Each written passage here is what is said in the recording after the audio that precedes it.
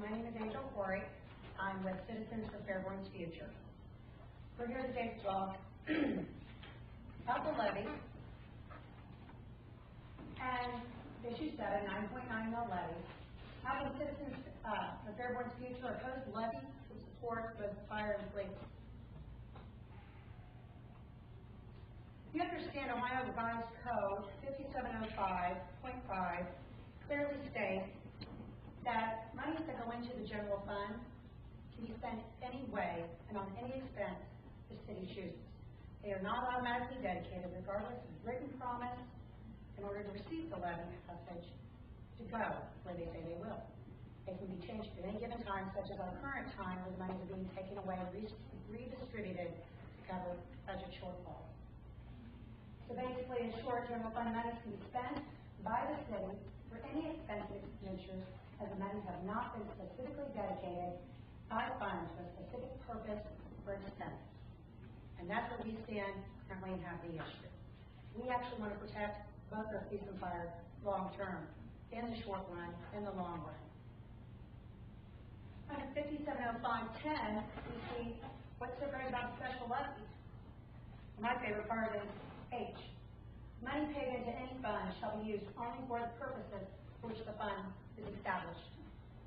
So that means if we have budgetary shortfalls, we're not going to lose officers or firemen. We're not going to lose equipment. We're not going to lose time. It's covered. Also under Section C, we see all revenue derived from the special levy shall be credited to a special fund for the purpose for which the levy was made, which is the difference between a general fund levy and a special levy. Issue 7 is listed with Greene County Board of Elections. When I went online to the Board of Elections, shows City of Fairborn. This is an exact cut and paste, by the way, no doctoring other than the bolded sections. It is listed as an additional, not a renewal. It's an additional. 9.9 mills for 5 years, commencing in 2010 is what reads from the county, which means if it passes, it goes back to 2010, if I read correctly. And it's for current expense, not public safety.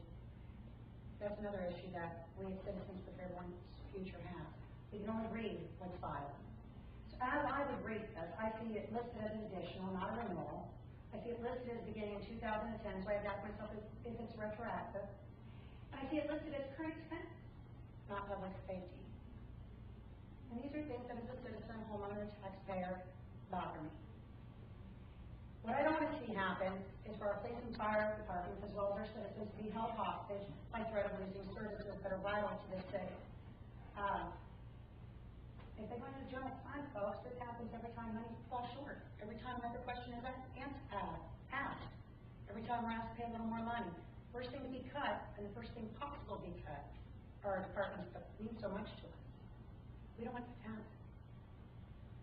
Why not a separate levy for each department? Well, Cream 5705 specifies levy funds tied directly to a purpose are not available for general operation expense for general fund expenditures. Therefore, they're unavailable to use in order to balance the budget. They're unavailable for reduction of services and cuts to promote general fund levy efforts. And they're protected for the duration of the tenure. I think that's great.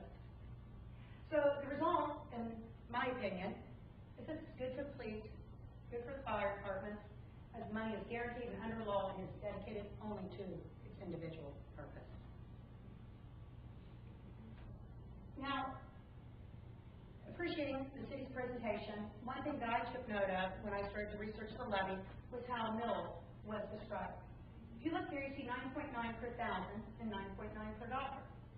Well, in taking statistics in class in college, I began to understand that a larger number next to a smaller stationary number that cannot change tends to make that number look smaller. But in reality, 9.9 per dollar or 9.9 per thousand units is the same amount. City explanation millage is amount of tax per thousand per currency unit, which is about $9.90 per thousand.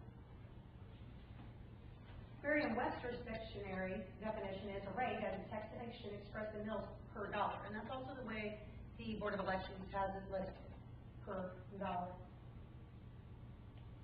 So the truth of the matter is, whereas all voted mills expire in 2010, They will be collected through 2011, and that's also within the city presentation that I reviewed some time back. The 7.0 mil current, the 9.9 mil proposed, and then as I understand it from the county auditor's office, the 3 mil outside millage, which is constant, not voted upon. Most citizens don't really understand what it is, which gives us a grand total of 19.9 mil per dollar assessed value, which is one of the reasons we see that extra in the first 2 years. So we hear about pennies and dollars. Doesn't sound like a lot. Pennies and dollars add up over time. In one of my favorite books, Atlas Shrugged, 1 + 1 = 2. Now, I appreciated the chart. I'd like you all to know our numbers come directly from Greene County Board of Elections, the Ohio revised code, also from the city's own documentation and numbers. We did not use any other numbers whatsoever when working this out. The blue color is our current cost, and again, the numbers are going to match the city managers. However, you can see a stark increase of 270% with passage of this levy. We will not be receiving 270% previous service. We're not going to get that. So you have to ask yourself, what's it about? Police and fire, balancing the budget, that's all I'm saying. A projected budget, again, based on their numbers, and the budget that I read was based on 2008 forward. It was a 2008 5-year projection. So plugging in the numbers and using the same type of chart that I read, we can see here that the red line is expenditures and the blue line is revenue. And again, you see the sharp increase in 2011, and then 2013 we start to see things head back down. So the city manager says that she believes the city will revitalize itself. But I have to question that if, regarding the city that currently has, as Monday was stated, 600 vacancies, closing businesses. I'm even hearing rumors that our YMCA is leaving town. I don't know if this is just plain wishful thinking.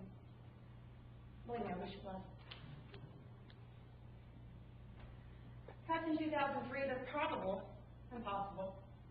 The deficit will return to Fairborn and possibly debt despite passage of the 9.9 mil levy, meaning possible reductions, again, to fire and police, requests for additional levies, and quite possibly a fiscal emergency. We don't want to see our backs back on the shopping. So in conclusion, Citizens for Fairborn's Future support strong fire and police. And we do that by seeking protections provided by special levies in the spring of 2011. We also do this by knowing that based on the city's unprojected budget, future levy will be required and therefore pose a threat to both departments again. Are we going to have a guarantee in writing something by law that you're bound by that in 2-3 years we're not going to be facing the same issue? That is working. Showing homeowners that they will be paying for increased services, yet are guaranteed nothing but higher property tax bills. No matter what's in writing, no matter what's on any literature, doesn't matter. Once it hits general fund, it all changes. And that's just a fact, no matter who wants to stay there or dispute it. So, but our position is vote no on issue 7 and demand separate special levy consideration in the spring of 2011 to protect and serve our public safety services.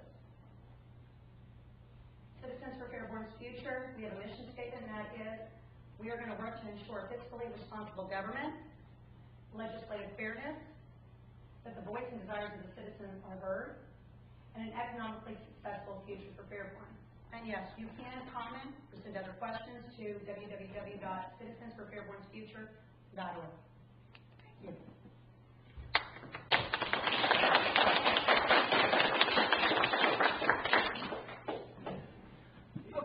Before we begin our questions, let's offer a little bit of time for folks to formulate any questions that they have. Anybody have questions over there? Anybody need more